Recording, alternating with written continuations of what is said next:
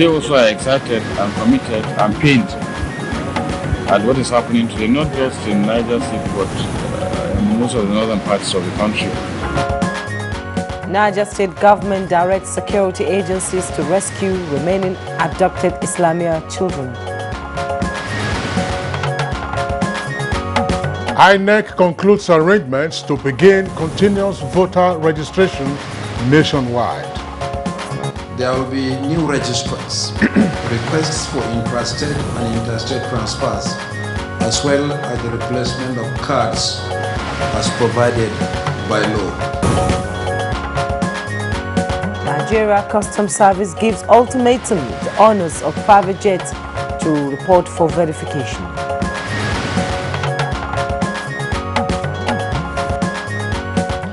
And on Good Morning Nigeria today, we shall focus on the Ecowas summit, resolutions and reforms.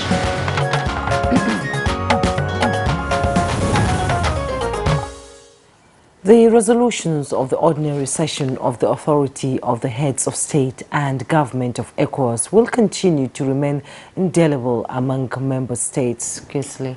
That's right, Jumai. Now, the reasons are quite obvious. The session took a number of steps to begin institutional and structural reforms to improve the performance and operational efficiency of the regional body.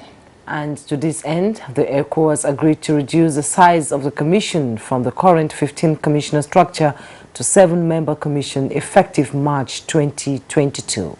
Now, according to the body, the reduced management structure, which entails 5 commissioners plus the president and vice president, is expected to save ECOWAS a substantial amount of money that would then go into community projects. Indeed, Kingsley, and the Accra summit also agreed to launch ECOWAS single regional currency, popularly known as ECO, in 2027 under its monetary union that has experienced several postponements.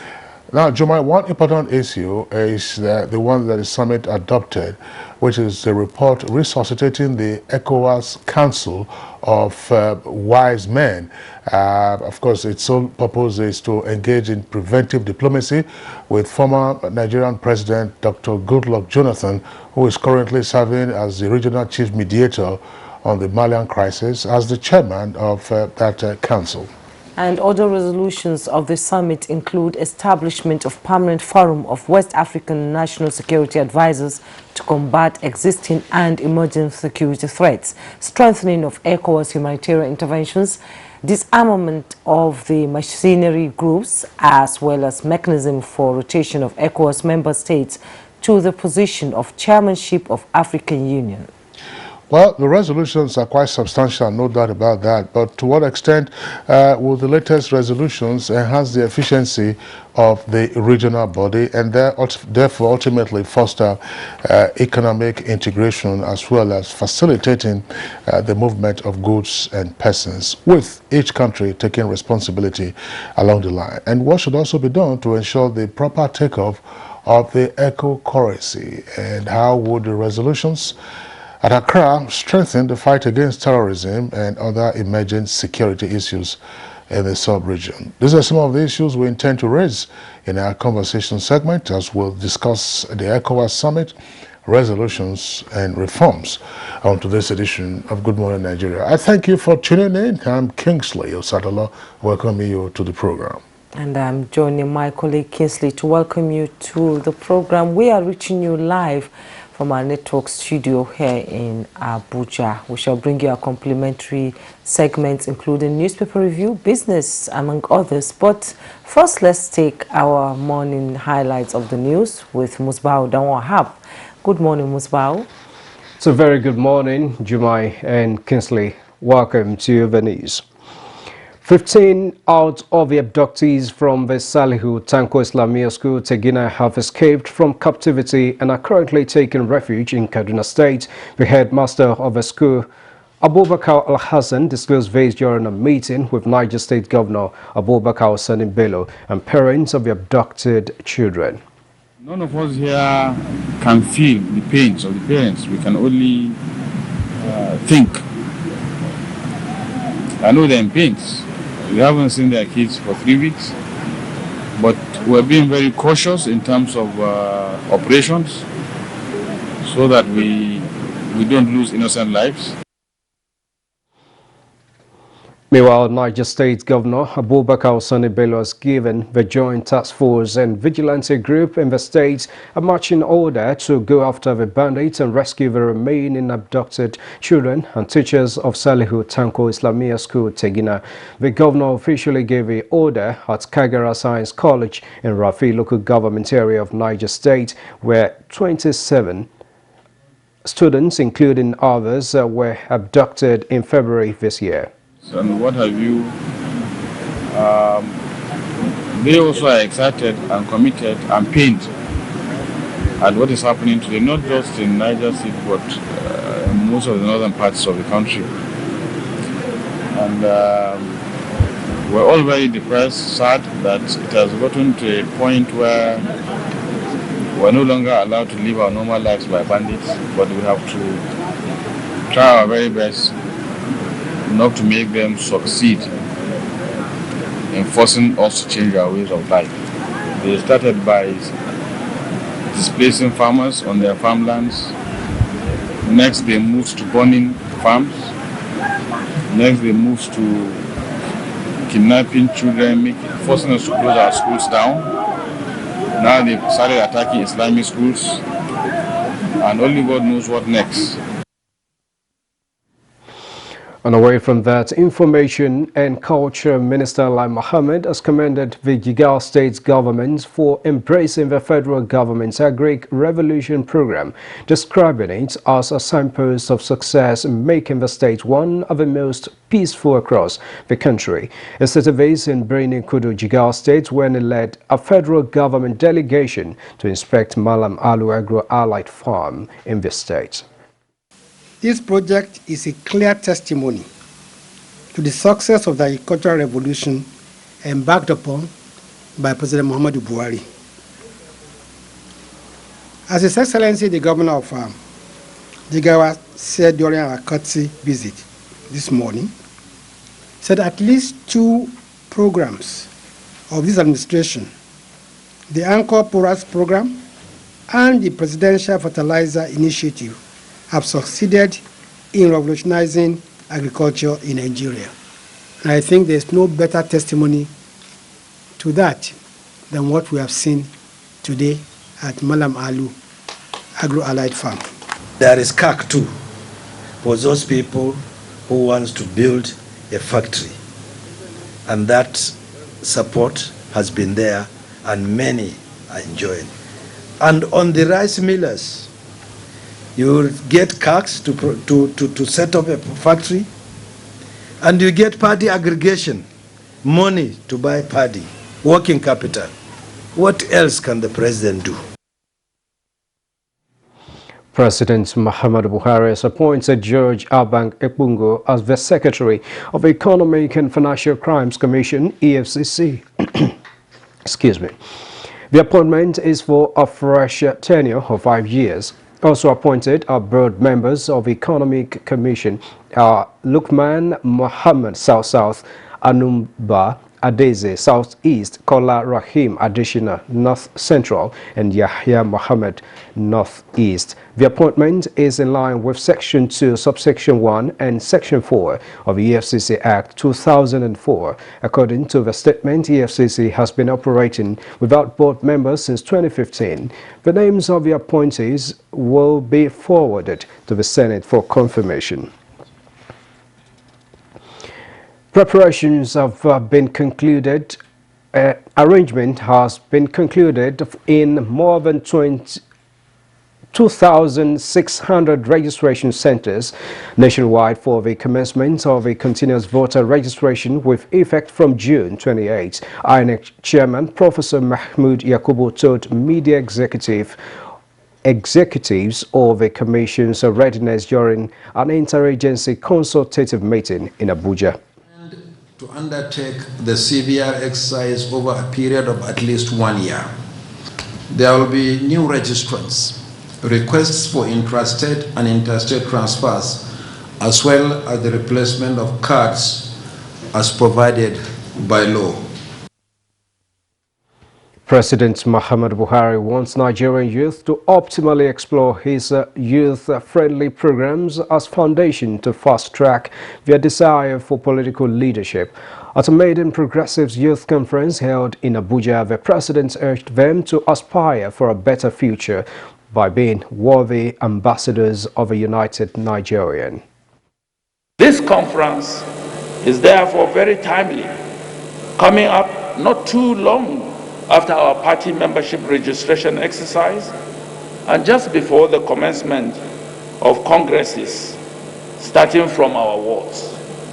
So I'm quite confident that our deliberations today will have a notable impact on the party's activities and even trickle down to my administration. Nigeria Customs Service has reiterated that it will sanction owners of private aircraft who fail to report for verification. The service public relations officer Joseph Atta gave the updates midway into its one-month verification exercise. All such owners or their representatives are to report to room 305 Tariff and Trade Department, Nigerian Customs Service Headquarters, number 3, Abidjan Street, Wuse Zone 3, Abuja, FCT, from Monday 7th June through Tuesday 6th July 2021.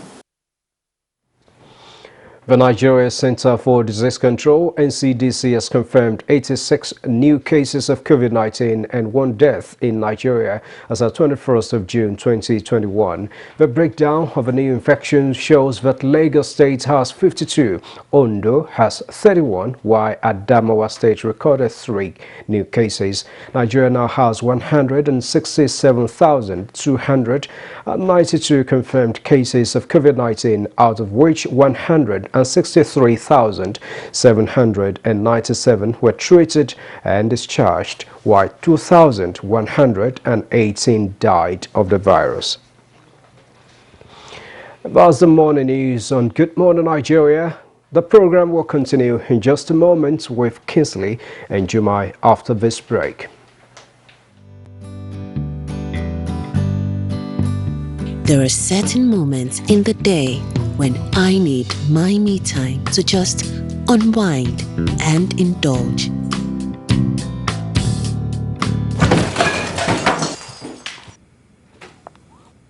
What is this? The Cadbury goodness is in every pack of Cadbury 3-in-1 hot chocolate, making you feel cheerful and pleasant. Enjoy the Cadbury goodness.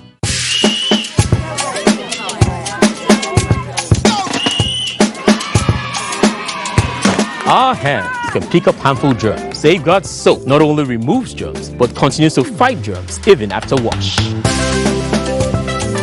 With Safeguard, germ regrowth is reduced for 12 hours.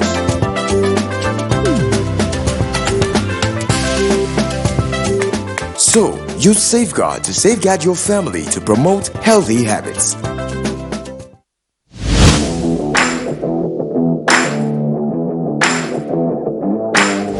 The much anticipated UEFA Euro 2021 is finally here. Can Portugal defend the title they won 4 years ago as they face world champions France, Europe giants Germany, Spain, Italy and England?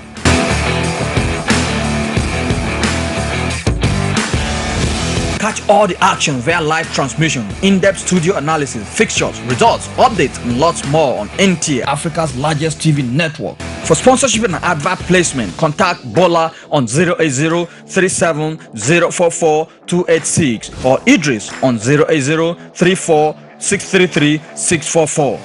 This broadcast is proudly brought to you by NTA in partnership with Media Business Solutions, MBS Sports.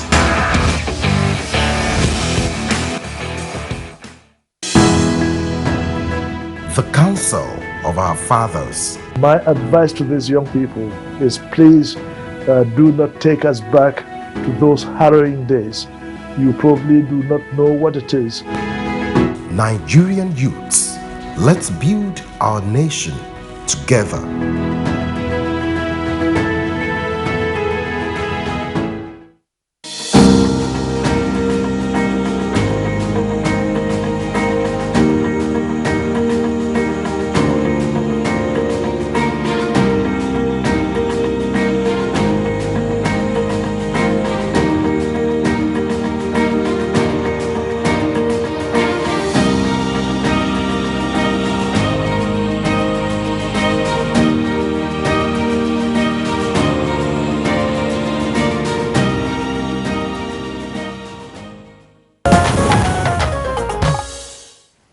You're welcome back. Experts call for more training and capacity building of key actors in the energy sector to broaden the knowledge of players. Well, these are more with Comfort Amadou on Business News.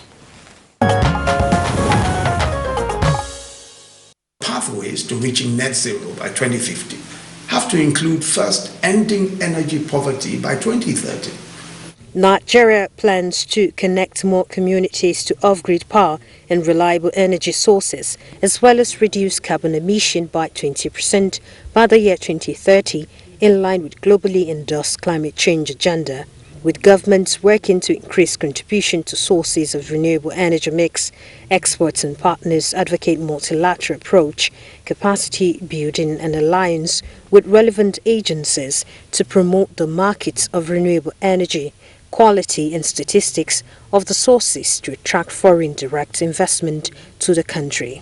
There is the need to establish a specific fund called a Renewable Energy Fund. This is something up to in all other countries would like to have a Renewable Energy Fund where that will be focal point, and whatever fund is going for renewable energy is going from that fund.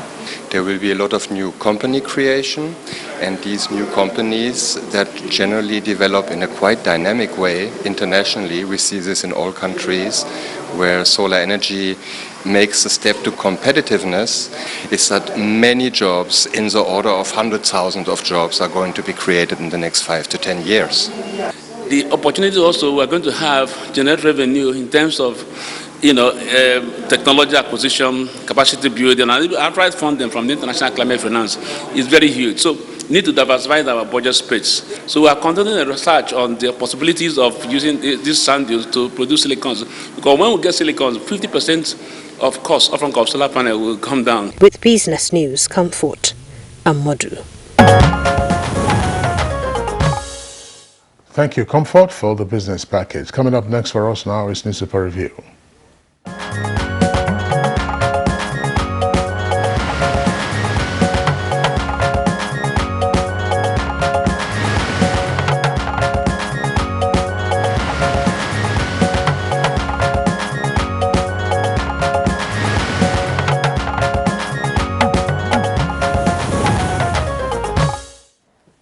And our newspaper reviewer, Bayo Tovi, is in the studio. Good morning, Bayo. Thank you, Jumai. Good morning. Good morning, Kinsley. Hi, good morning, Nigeria. That's right.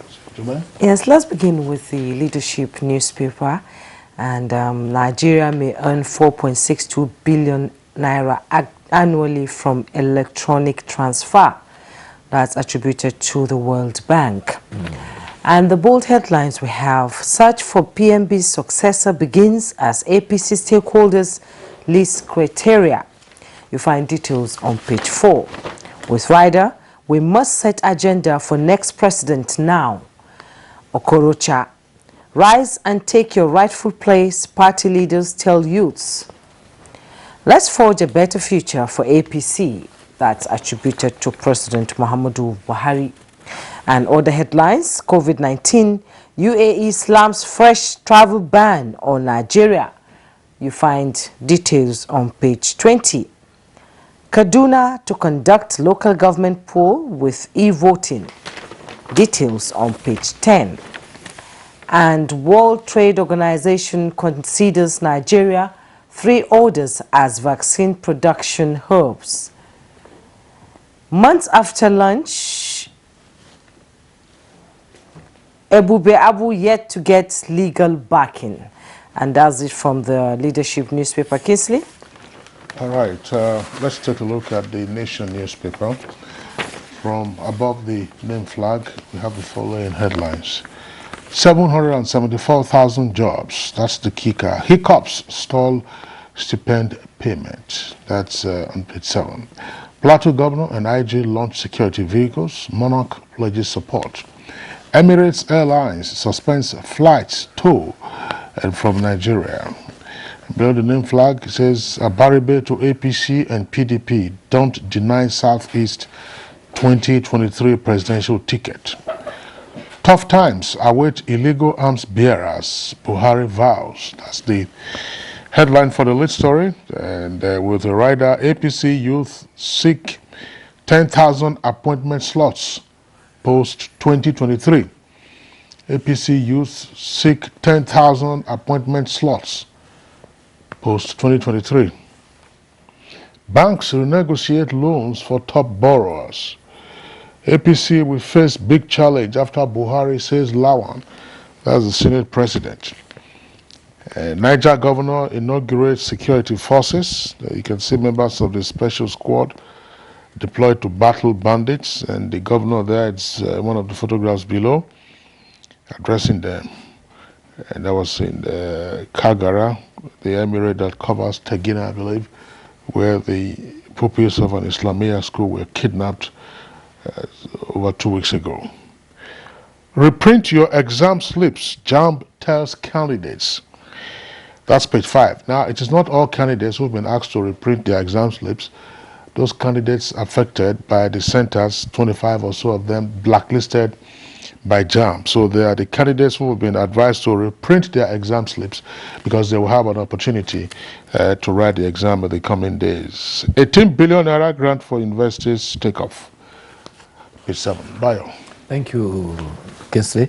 Well, the story that have dominated most of the papers is the story of the President's address to the Youth Congress of the All Progressive Congress. President Muhammadu Buhari said all criminal elements carrying arms against the nation will be brought to justice. Represented by the Secretary to the Government of the Federation, Boss Mustafa, the President said every criminal element that has taken up arms against the peace of the country and its citizens will be brought to book accordingly. He reminded that we have no other country but Nigeria. It is the responsibility of every one of us to work towards its development and advancement. The youth Vice President, who also spoke to the youth, all you youth to work for the unity of Nigeria and avoid stoking the embers of division. He says those waiting in the sidelines, hoping that the country will disintegrate, will be sorely disappointed.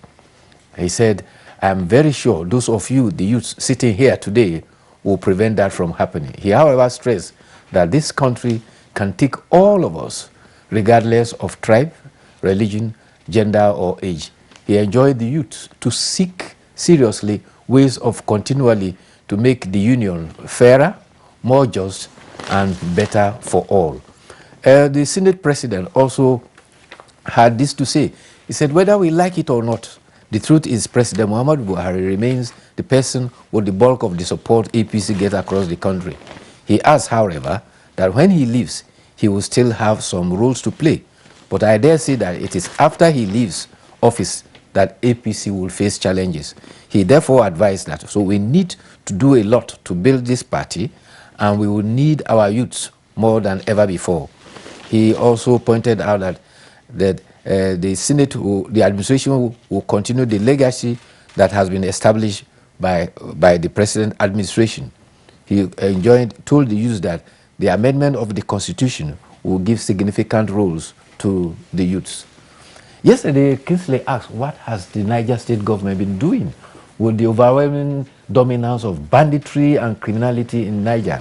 Well, Governor Abubakar Bello yesterday constituted a combined security team of the army, police, civil defense, and vigilance, about 1,000 of them, to beef up and take on the gauntlet against criminals who are holding Niger State to prostrate. He commended the personnel and said that they are in their effort to fight banditry, logistics will be provided, and their entitlement allowances will be also provided for. He said most of the bandits who are holding the state to ransom are from outside the country. They are hired to cause problems for us. They started by displacing farmers.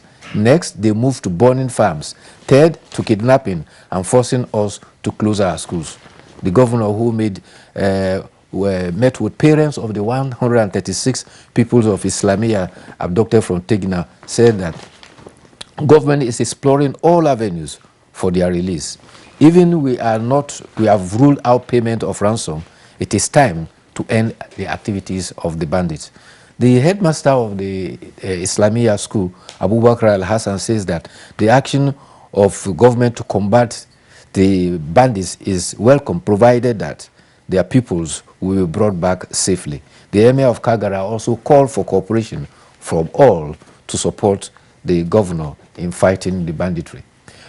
Well, Bayo, that's to me one of the biggest stories that we are seeing this morning. Yes. We saw a bit of it in our news bulletin earlier. Juma, you recall that when our colleague Musbar Danha was reading the news. It is sweet, at least now, that the state governor has gone to visit the families of the persons who were abducted at Tegina. A number of them, of course, obviously children, a few of them teenagers. Some 15 or so of the teachers are said to have escaped.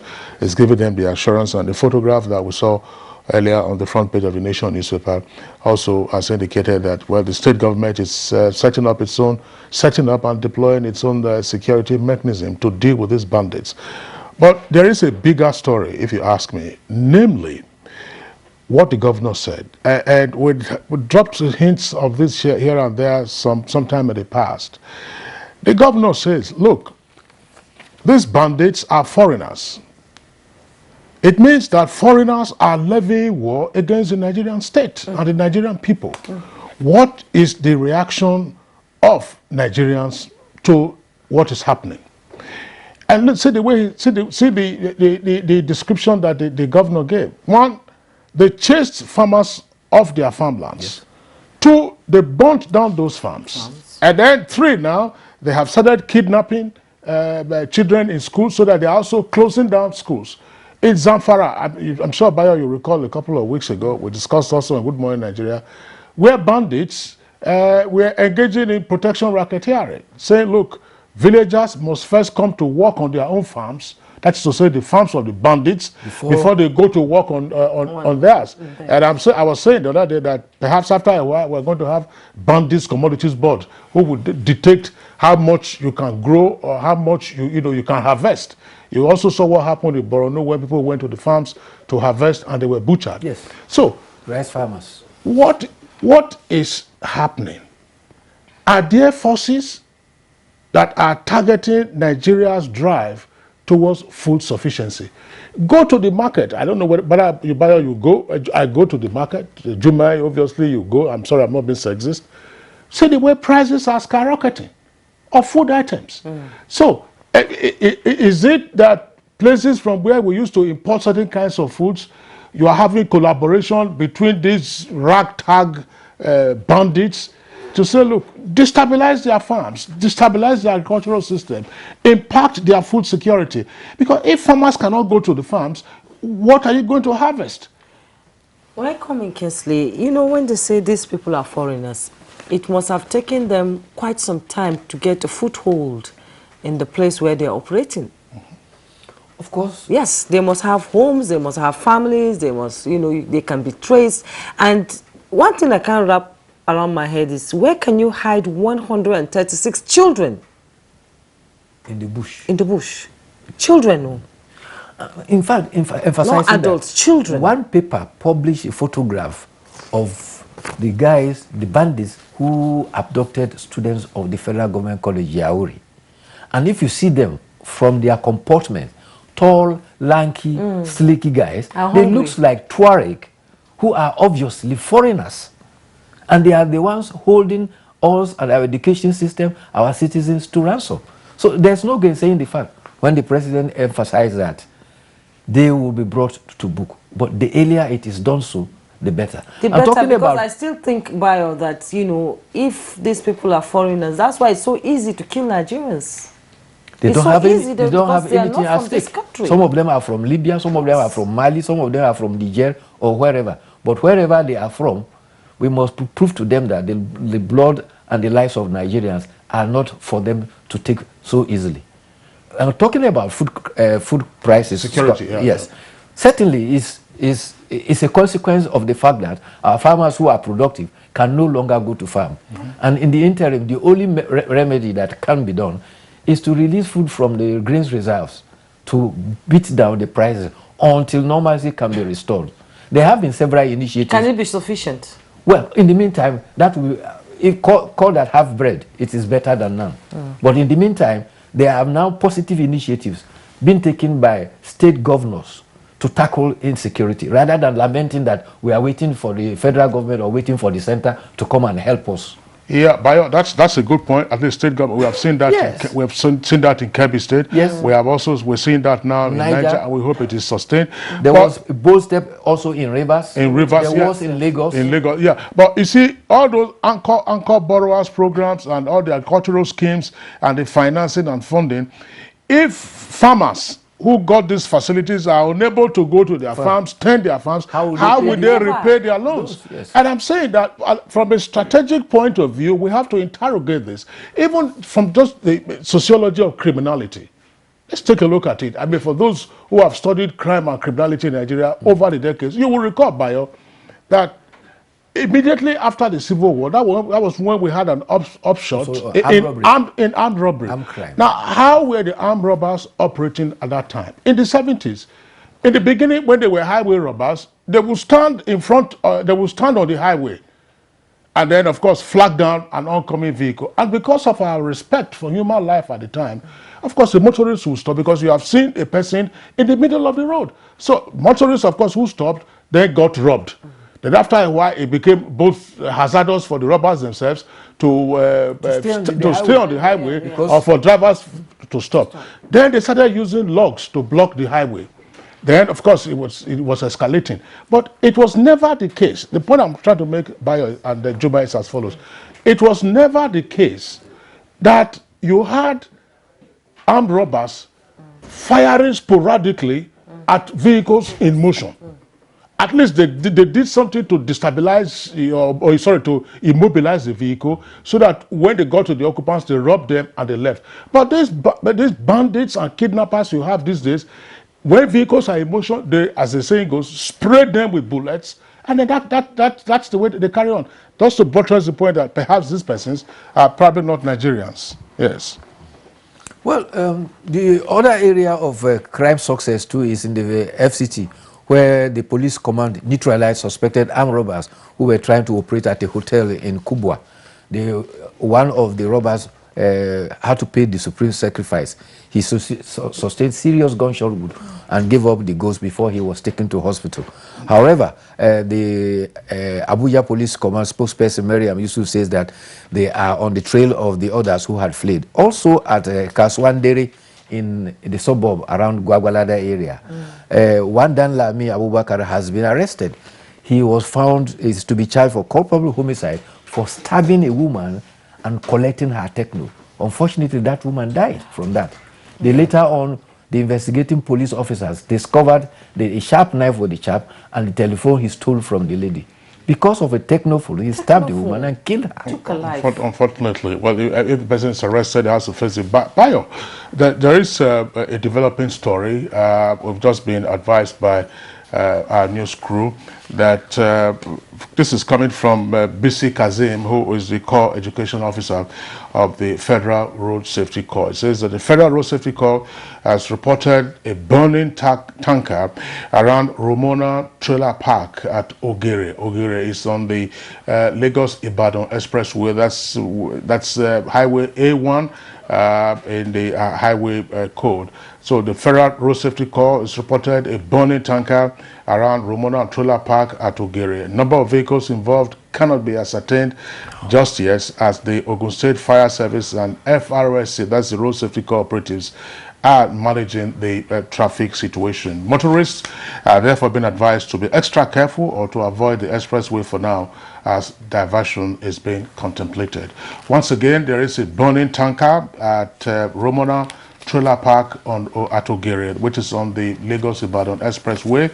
A number of vehicles caught in the inferno, not yet ascertained. Motorists are being advised to be extra careful if you are close by or otherwise to avoid that expressway in the meantime. This is coming from BC Kazim of the Federal Road Safety Corps. And they'll be getting details of the details in subsequent bulletins. Thank you very much. Well, yes. I don't know. We're going to have to sign you up, but before we do, I'm not sure whether Juma and I were on set on that occasion. Probably about a little over a week ago.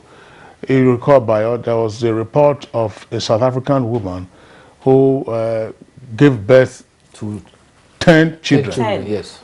It's turned out, according to latest reports, that is, as Nigerians would say, 419. What? The woman has been said not to have been pregnant at any time, probably has a mental case, and the 10 babies are nowhere to be found. So there is no record of a woman who has given birth to 10 children in South Africa.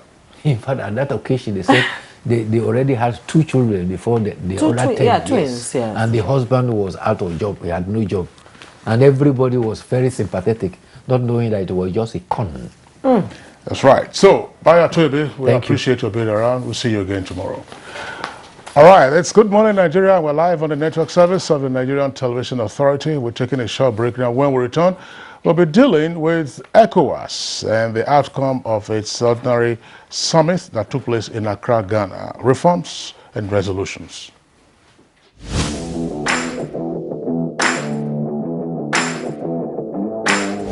The much anticipated UEFA Euro 2021 is finally here.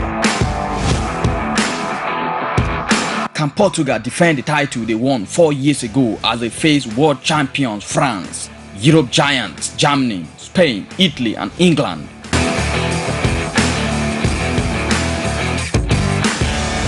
Catch all the action via live transmission, in-depth studio analysis, fixtures, results, updates, and lots more on NTA, Africa's largest TV network. For sponsorship and advert placement, contact Bola on 080-37-044-286 or Idris on 080-34-633-644. This broadcast is proudly brought to you by NTA in partnership with Media Business Solutions, MBS Sports.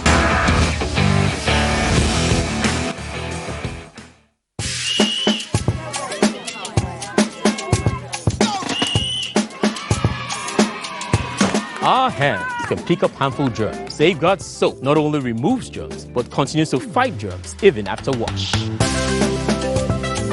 With Safeguard, germ regrowth is reduced for 12 hours.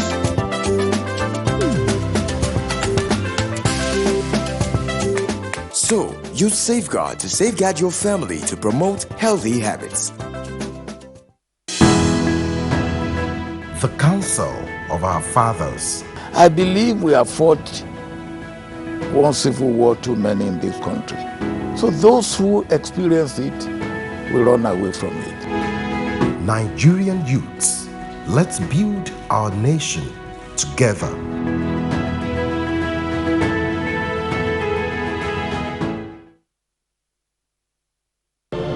These days, people get their news and information from more media sources than ever before.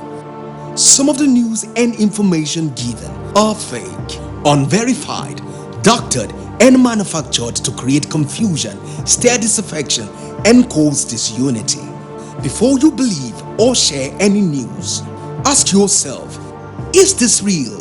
Is it from a credible source? Is it verified or verifiable? Fake news is dangerous, whether you do it for fun or for political gains. Real people can get hurt. Fake news, don't create it, don't spread it. This is a public service announcement from NTA.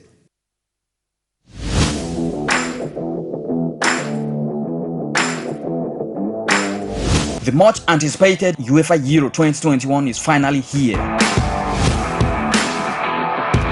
Can Portugal defend the title they won 4 years ago as they face world champions France, Europe giants Germany, Spain, Italy and England?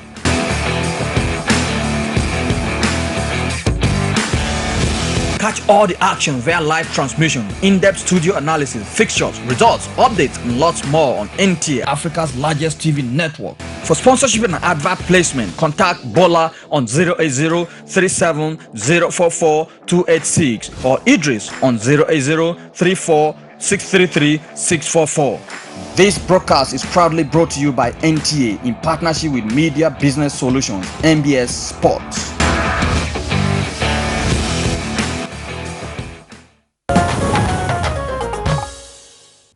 Welcome back. And to begin our discussion, let's take this background report on the Accra Summit resolutions.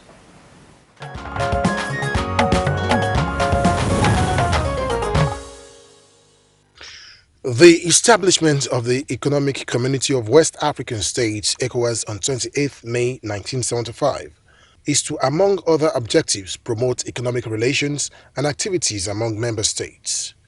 At the helm of the executive arm of the community is the President of the Commission, appointed by the authority for a non-renewable period of 4 years. He is assisted by a Vice President and 13 commissioners. And this reflects the full representation of all 15 member states in the organization. Over the years, ECOWAS has been working with this structure to achieve its set goals and vision. As much as the Commission has been quite responsible in its duties with successful results to show, many issues have been hampering the growth and development of the Commission. These, many say, must be addressed through restructuring, and part of which include the adoption of the single currency called ECO, which will be accessible and be the mode of exchange by all member states. Aside this, there is the call for a reduction of commissioners from 15 to 7, and with the just concluded summit of the regional leaders in Accra, Ghana, agreed to, it is expected to take effect from March 2022. The existing 15-member commission of 13 commissioners plus the president and the vice president is considered top-heavy and expensive, and so the reduction is expected to save ECOWAS substantial amounts to be utilized in the execution of community projects. The Accra Summit also adopted the report resuscitating the ECOWAS Council of the Wise for Preventive Diplomacy. Continues to value the work of our organization, which is held up as a model of regional engagement on the continent, and we must continue to do whatever is required to strengthen it. How effective will this restructuring be, and will there be equitable representation amongst member states? What effect will it have on the resuscitation of ECOWAS, especially when many refer to the Commission as toothless bulldog? These are some questions guests on NTA's Good Morning Nigeria will be answering shortly.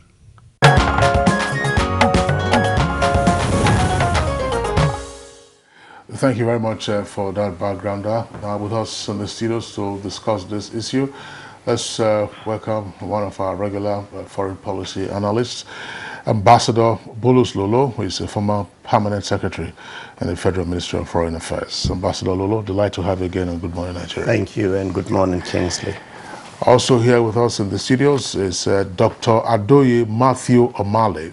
He's of the Department of Diplomacy and International Relations, Bayes University, also based here in Abuja. Dr. Omale, pleasure to have you this morning. Good morning. Thank you. And also joining us from the United Kingdom via Zoom is Paul Ejime, International Affairs Analyst. Glad to have you join us on Good Morning Nigeria. Thank you very much. Good morning, everyone. All right, so let's begin the conversation in-house. Let's say Charity beginning with us right here at home before we go over to Paul Ejime. Gentlemen, the Accra Summit of ECOWAS leaders, of course, ended with a number of resolutions. The eco currency is there, the issue of insecurity, resuscitating the Council of the Wise, now headed by Goodluck Jonathan, but more importantly, seeking to restructure the number of commissioners from 15 to 17. I would like first to just have an overview from Ambassador Bulus Lolo in terms of the resolutions that emerged from that summit at the weekend. Do you think that these matters faithfully implemented that will lead to a rejuvenated ECOWAS? Yes, and thank you very much. The recently concluded summit in Accra, in my view, is one of the most robust summits that ECOWAS has had in recent times, not least because of the restructuring, as you said, of the Commission. But more importantly, the direction of the world today is such that you need an ECOWAS that is lean, an ECOWAS that is efficient, and an ECOWAS that can respond on the march to issues as they emerge. And in our sub-region, we have Mali to contend with, we have Burkina Faso, and other spots that we cannot take our eyes from. And so if in Accra, a decision was taken, and of course, the mandate given to the former President Goodluck Jonathan to head the Council of the Wise. It is because that is a mechanism that is much needed as an early warning mechanism to help in managing conflict situations in the sub-region. And the Council of the Wise, by its own intent, is to help the Commission and the Authority of Heads of State itself with counsel on a number of issues. You talked about insecurity, and I know the Ministerial Council too on the Security Council met, as well as looking at the whole issue today of can we be more integrated when in every little section of the sub-region you go, you have pockets of tension that are rearing their ugly heads, largely because of the management of our political processes and how we do things to address the well-being of the people. And so if you look at and on balance what was the outcome of Accra, one must hold one's head high. And if you're a Nigerian in that case, as we are, we should be proud too that this was a showing that Nigeria showed its leadership and got what it demanded out of Accra. Okay, thank you so much, Ambassador Lalo. Let me come to Lolo. Let's come to Dr. Adoye Matthew Omale. He said robust, incisive, and almost definitive reforms in the sub-region. Mali was on the front burner all through, you know, with suspensions, but not sanctions here, even with the civilian prime minister. What's your take on that? Okay, on the issue of Mali, first of all, let me join Ambassador Lolo to commend Ecowas leaders for this summit that held in Accra. The summit, for a very long time, Ecowas has been very comatose and docile. Reading through the communique at the end of that meeting shows that they are beginning to wake up from the slumber. Ecowas has been dogged by a lot of challenges,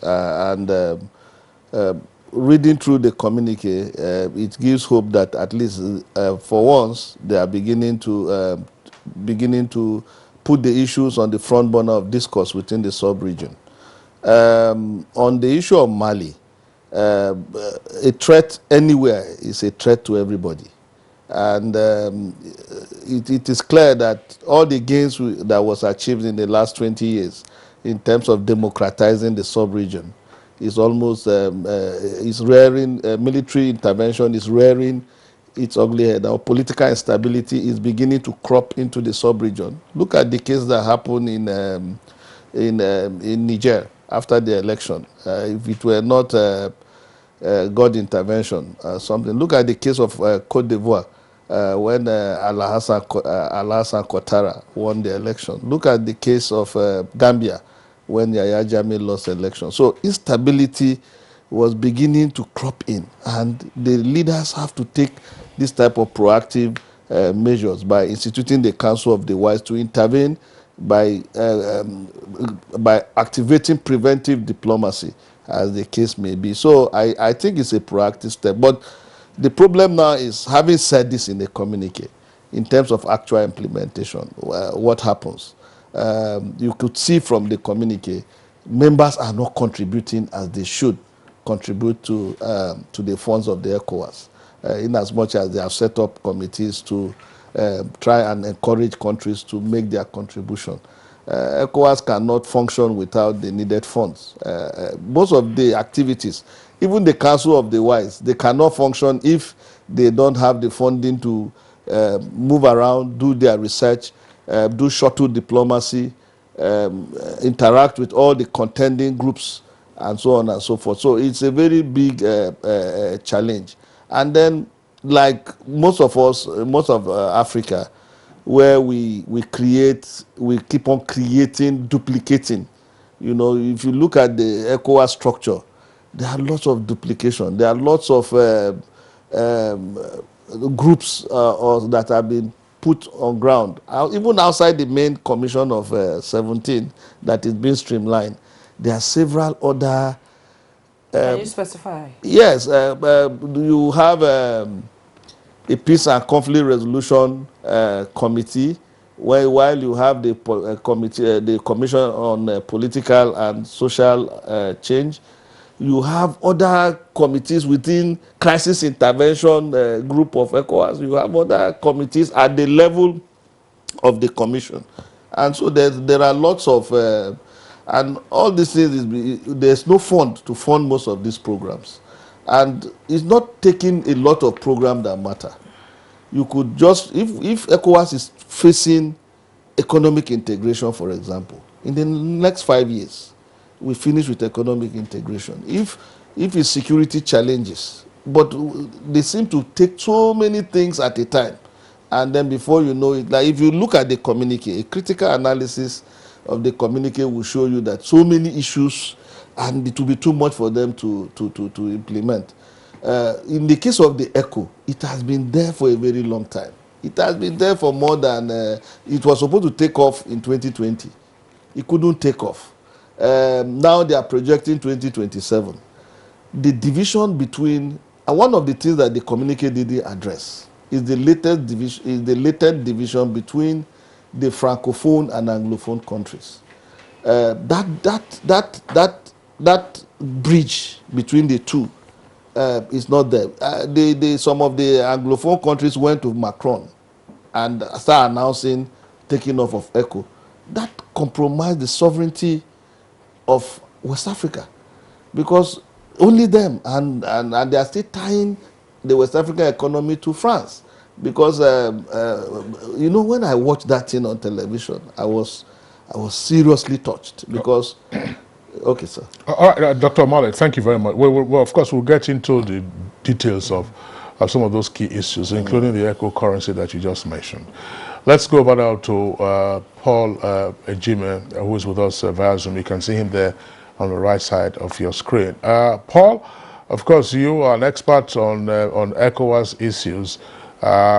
In your opinion, is the outcome of the Accra summit potentially a game changer for the regional body?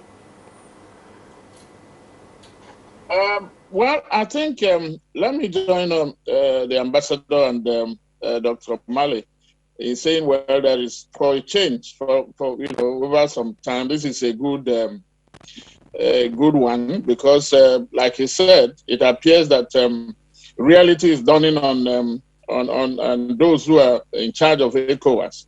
That this is an organization that held up a lot of hope of all the region, what they call the regional economic communities, the RECs in Africa.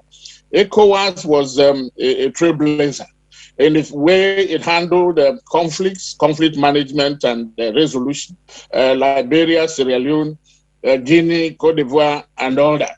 To the point that, well, it's more known for political for that security issue than for the core agenda of fostering economic integration. But they are all also intertwined. You can't have economic progress where there is no peace. So back to what happened. You have all summarized it.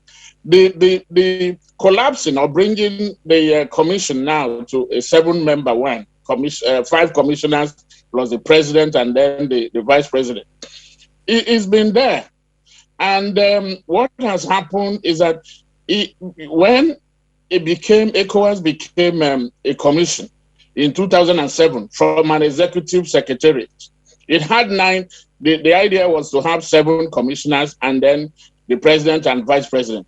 But suddenly, every member wanted to have a commissioner for a 15-member organization. It is not so at the AU. It is not so at the EU. So how they came about that is still baffling. But now they are beginning to realize that it was a bad decision, because this is a period where you need to achieve more with less. The money, even if it was you had all the limited resources, you have to manage it. But before we begin to celebrate too much about bringing it to 7, the devil, they say, is in the details. You need now to go and have, because the head matters. Ecowas, apart from this, there is one they call the rotational issue, going by alphabetical order or zoning. That has not helped. I think they have to move forward now to look for for people who with competence, with vision, like AU. They involve external consultants to be able to get somebody who has a track record that can, particularly for the presidency of the commission, because who is the driver?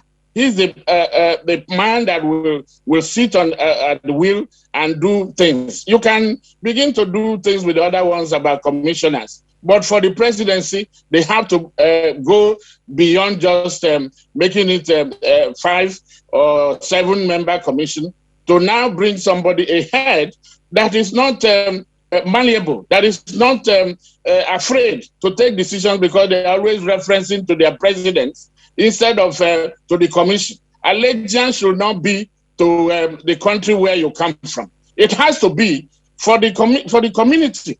Almost 400 million citizens in that community. They are. You can see what is happening.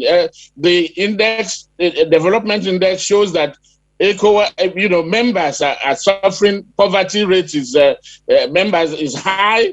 Insecurity is another thing. Unemployment and crime. So you need to now go back and have people who are ready, not just brought by their heads, nominated by their heads of state. Yes, you can do that. The country can, but make it competitive so that you get somebody who the best. That is what you need. Otherwise, Ecowas, like Dr. Mala was saying, talked about comatose, talked about recession of democracy. Look at the elections that have been conducted over the years. For the past 10 years, Ecowas has been in decline and now risks losing its relevance. I think this call, this bringing it to 7, a lean, effective, efficient management with somebody at the top, the leadership that is dynamic, visionary, and then knows about the integration, knows about taking decisions, being proactive. It is not because if you want to take any decision, you reference your head of state that no. We know it is an intergovernmental organization, but there is you have gone beyond your national to get to what you call subnational. You are now at the head. You can take decisions. It used to be so. It hasn't been so in the last 10 years. I think they have to go back there if they are going to be able to crack the challenges that are facing them. There is health, COVID, insecurity. There is a maritime problem, Gulf of Guinea. They mentioned that in the communique. ECO, they have mentioned that. It is also that lack of political will that has allowed France almost hijacking what the project single currency. You cannot have integration without single currency or monetary union. So it behoves the countries to move forward and move ahead. There has been so many postponements. If you don't wait for everybody to get on board, let those who are ready move on, those who can get the convergence criteria that is required. Otherwise, and look at the way Mali is being handled. It is that lack of, political will and commitment, and then, sitting on the fence that has allowed the military to now, if care is not taken, military will come back to and interfere. In Mali, the military is actually running the show. Ecowas is just sitting on the fringe. They talked about having a civilian-led transition government. But what do we have? Colonel Goita, after becoming vice president, has taken over. And the military has about 4 key positions in the Malian transition government: defense, security, regional administration, and then reconciliation. So the others are just playing second fiddle. And then the resuscitation of the Council of the Wise. It used to be Council of Elders. It is all part of a way of, trying to nip conflicts in the bud before it becomes, before they escalate. Look at Africa. We used to have that. When things are going wrong, elders and leaders of community will sit down and try to settle disputes. But we've forgotten that we are going for the modern one that does not suit the African system. We need to, even in Mali, they used to have what they call Toguna. Toguna is men sitting under the hut and then being able to discuss and, resolve issues. Okay. But key to this is governance. You have to deliver justice and then inclusivity. Let me stop here for now. All right. Thank you very much, Paul Ejima. You've raised a cocktail of issues. We will, of course, return to you in the course of the conversation. Juma, I just want to bring in Ambassador Bulus Lolo again, because one sore point that we keep hearing about ECOWAS as an international institution has to do with the level of funding and therefore commitment by a number of states. Indeed, the rationale for seeking to slash the number of commissioners from 15 to 7 has to do with funding. I understand that Nigeria has been a principal funder of ECOWAS. Why does Nigeria take on this huge responsibility of funding ECOWAS?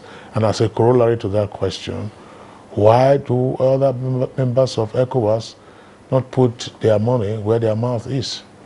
Well, again, thank you, and I can understand why everyone is talking about the number of issues that concern ECOWAS. First, let me clarify that ECOWAS, at its inception, was supposed to be focused on economic development. Since 1975, when ECOWAS came into being, much as it was intended to be an economic organization, its preoccupation, if you look at the balance of issues, has been more on political issues than economic.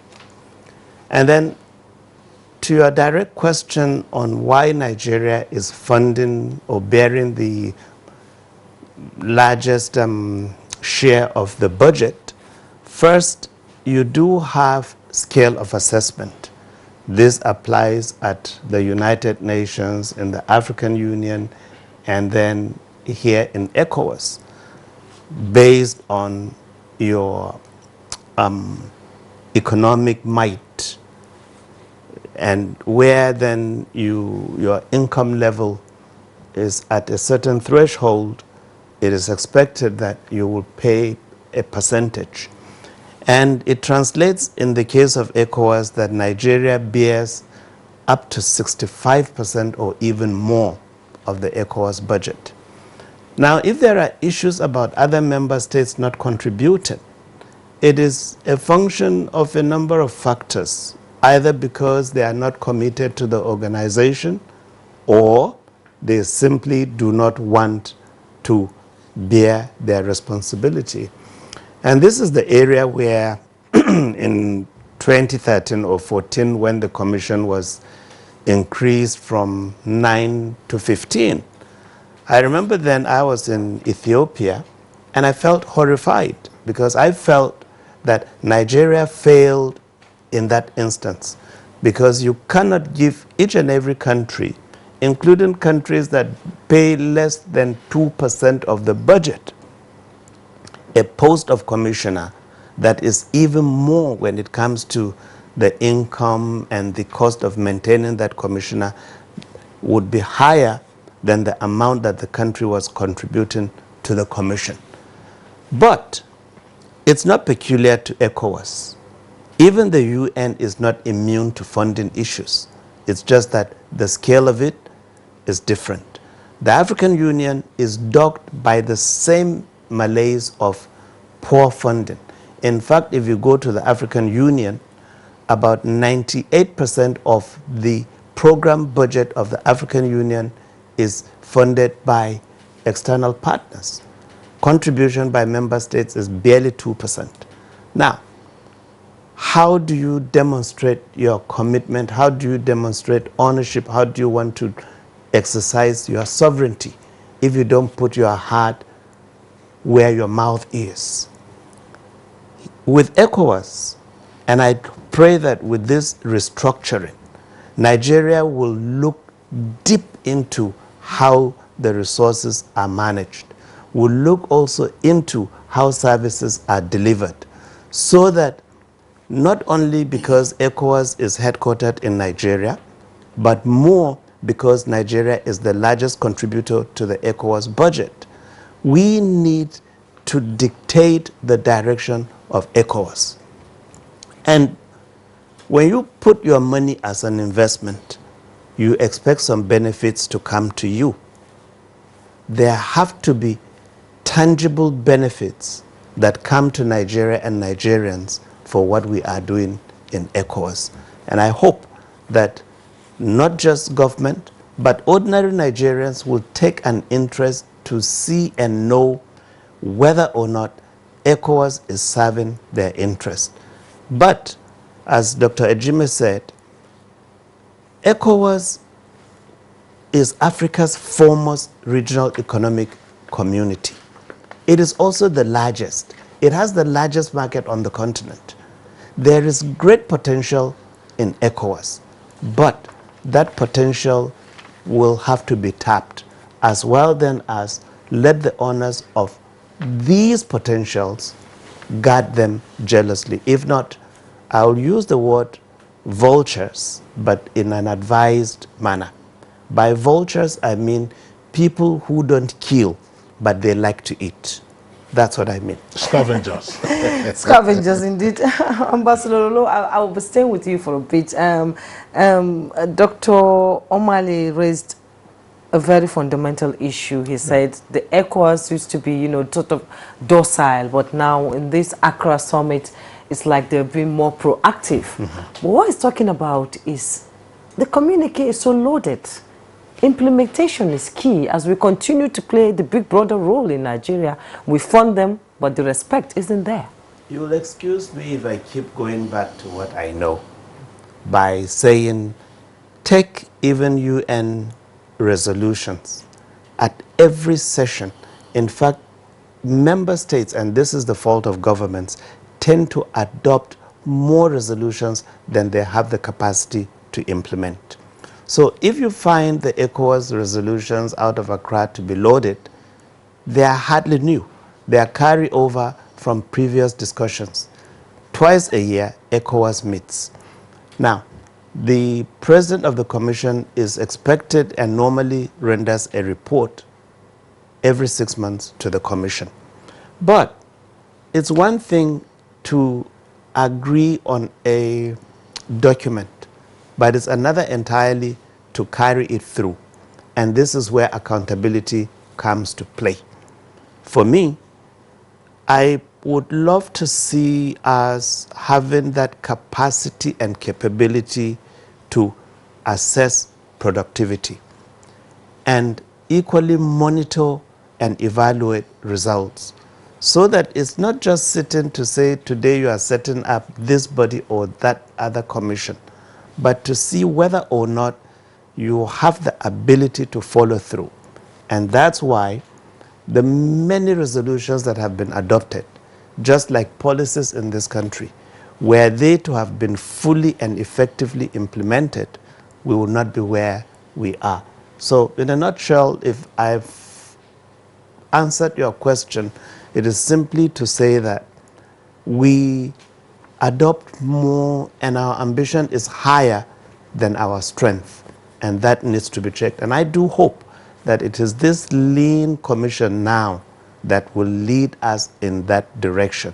You don't have to put your finger in every little hole there is, but press and block a particular hole that threatens you the most. All right, thank you very much, Ambassador Bulus Lolo. Let's bring in again Dr. Adoye Omale. Dr. Omale, that's a point that I would like us to clarify, because you also, in a sense, you were referencing that it was amplified by Paul Ejime. And Ejime says that ECOWAS is in decline, that in the last 10 years we have seen how contentious issues have tended to overrun a number of member states. And I was just wondering whether that in fact mirrors the reality. Because yes, there was crisis in the Gambia following the elections, but ECOWAS intervened, and President Muhammadu Buhari, of course, took the lead in that regard. And Yahya Jammeh had no option but to go into exile. And we also saw what happened in Burkina Faso.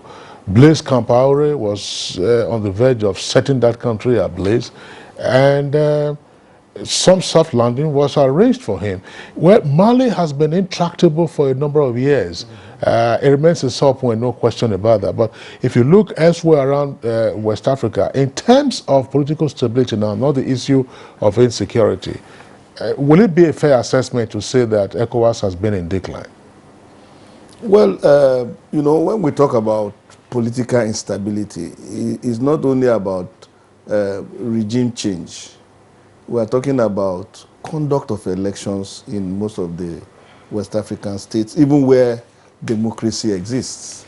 The quality of democratic elections within the sub-region has always been a source of dispute, especially to a lot of scholars. If you look at take for example the elections in Niger Republic. If you look at the contending issues, yes, the sitting president lost, like in Nigeria, and there were issues as a result of the election. But what are the quality of the elections? Are they deploying IT technology in most of the elections that is conducted within the sub-region? Are the electoral commissions independent? Issue of good governance within the sub-region. Those are some of the issues that are causing this instability. Issues of good governance, issues of credible elections, and ECOWAS being a body at that level should be in the forefront of ensuring that these processes within the sub-region will create a lot of stability. So stability is not only in the area of regime change. There will be more stability if the processes of governance are very credible. If a lot of reforms within the sub-region and with ECOWAS leading the charge. But when we say ECOWAS is docile, is that most of these things are happening, and ECOWAS is not. Yes, they create a lot of studies, ECOWAS Good Governance Project, and so on and so forth at the level of the ECOWAS. But are those resolutions being implemented? Are this monitoring mechanism put in place? I know that under the AU they had the NEPAD and the African peer review mechanism. Are we peer reviewing what we are doing within the ECOWAS system? Are we telling ourselves, look, gentlemen, what is happening in your country is not right. It's affecting all of us in the sub-region. Can you amend this? Can you amend that? So those things are not there. And that's the role ECOWAS is supposed to play to enhance the stability.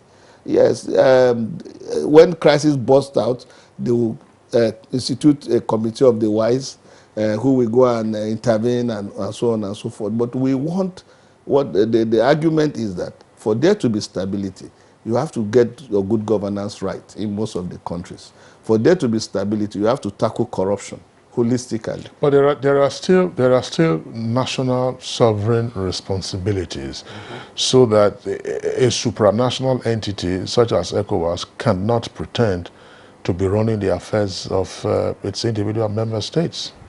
It cannot, but you see, issues of, for example, what are the issues that create instability? Discontentment of the people. ECOWAS should be concerned about that. It's not that you are running. It's about you are putting the issues, just like the United Nations, you are putting the issues in the front burner. You are taking proactive steps. You are using preventive diplomacy. You are not reacting after the crisis begins. You are putting proactive, fundamental issues on the ground. Okay, look at issues of light weapons. Even the internal crisis we are having, movement of persons, they have not even sat down to review. Based on the crisis they are having in Nigeria and some of these countries, how can ECOWAS now look at this document again and review these things so that the free movement of persons will not be abused by people who are moving around the sub-region and creating instability within the sub-region? What can be put on ground that can mop up light weapons? Yes, there was a committee in ECOWAS that was mopping up light weapons and small arms. How effective have those committees work in mopping up these light weapons and small arms? So they are not carrying an assessment of even policies that are on ground. They are not evaluating, they are not reviewing. That's why we say they are docile. Ideally, what happens is that there's no enough intellectual input and capacity within the system to say, look, this is where we are, this is where we are going, this is where we want to be in the next 20, 30 years. That's why we are talking about this issue of docility. Okay, thank you so much, Dr. Omale. Let's join Paul Ejime. Paul Ejime, security is a very huge problem in most parts of ECOWAS, and the body approved a security plan in September 2019. But almost 2 years after, members have still been urged to implement. The AU at its last sitting, the theme was silencing the guns. And how do we prevent all this security, from happening in our region, and the small arms and light weapons proliferation into our region? Insecurity is the high point, because when we look at the Africa Free Trade Agreement that is just getting off, if there's no security in the sub-region, how do we align ourselves with the profit that we can get from the after? Yes, that is at the heart of, you cannot have economic progress or development when you do not have security or peace. And that is why you have both are, interrelated, symbiotic.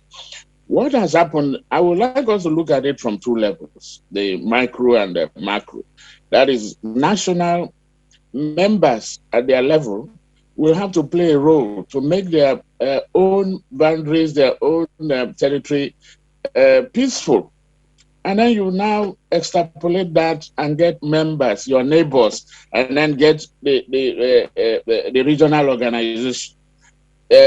Because if an organization is as strong as its weakest member, so you cannot say you are isolated or you are living on an island. No, even when you think things are going well, you also have to look beyond you to see, because what happens? We are Africans. We live community life.